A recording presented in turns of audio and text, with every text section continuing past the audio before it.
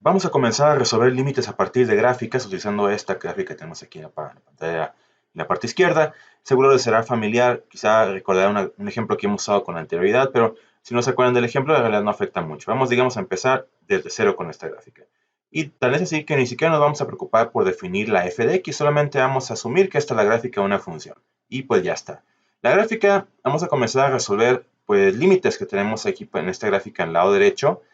Y bueno, pues vamos a darle. El límite de f de x, este primero que tenemos aquí en la parte superior derecha de la pantalla. Límite de f de x cuando x se aproxima a menos 1. Bueno, pues para resolver este límite tenemos que situarnos en el valor, primero en el eje de la x, en el valor de menos 1, ¿no? Aquí estamos en el valor de menos 1 y para eso tenemos que aproximarnos, viendo la gráfica, ver qué comportamiento tiene la gráfica alrededor de menos 1, ¿no? Y para eso tenemos que hacerlo por dos maneras, ¿no? Por el lado izquierdo, es decir, aproximarnos, seguir el trazo de la gráfica por el lado izquierdo y luego por el lado derecho, así mero.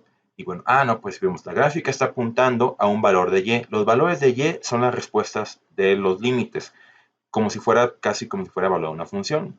En este caso, la función en menos 1, el trazo está yendo hacia el valor de y igual a 0. Entonces aquí el resultado de ese primer límite sería 0. Vamos por el segundo. Este límite que tenemos aquí es cuando el límite de f de x cuando x se aproxima a 1 positivo. Aquí tenemos 1 positivo, entonces tenemos que irnos al trazo de la gráfica y ver por el lado izquierdo y por el lado derecho están apuntando al valor que tenemos en y, que es el 2. Entonces, aquí está, 2. Entonces, este es el valor, el resultado de este límite de aquí. El resultado del límite, recordar, es el valor de y. Entonces, aquí está, el resultado sería 2. Ahora, con el siguiente límite, dice el límite de f de x cuando x se aproxima a 2 positivo, ¿no? Aquí está el 2 positivo, entonces tenemos que ver, no, pues aquí está la función, y vamos por la izquierda y por la derecha, la función está apuntando al valor de 3. Ahora bien, aquí tenemos un hueco en la función, pero el hueco no nos importa, en el sentido de, para resolver un límite, el límite está resolviendo la pregunta hacia dónde apunta una función, hacia dónde se dirige. Aquí se dirige al valor de 3. Si no hay valor aquí, en realidad para términos de límite no nos importa, no nos afecta en nada. Entonces aquí el límite, el valor de y al que apunta es el 3.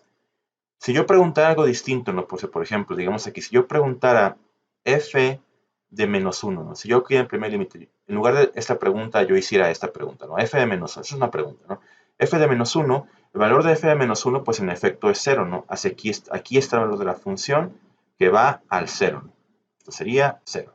Si yo preguntara en este caso de aquí, en lugar de esta pregunta, si yo hubiera preguntado, no, pues, ¿cuál es f de 1, no? Pues aquí f de 1, aquí está el valor de 1 de x, entonces aquí el valor de la función está en el 2. Está. Y si yo hubiera hecho una pregunta similar, en lugar de este límite, yo hubiera preguntado, pues ¿cuál sería f de 2 positivo? En este caso, el valor de la función cuando x igual a 2, no hay valor de la función porque tenemos un hueco, ¿no? Tenemos un hueco cuando x igual a 2. Cuando tenemos un hueco, la función, el valor de la función, como no hay valor de la función, entonces tenemos que escribir un símbolo que en matemáticas significa este símbolo que significa no existe, ¿no? Esto significa que la función no existe. El valor de la función no existe. Entonces, bueno, eso sería pues esta primera grafiquita como introducción. Vamos por una segunda.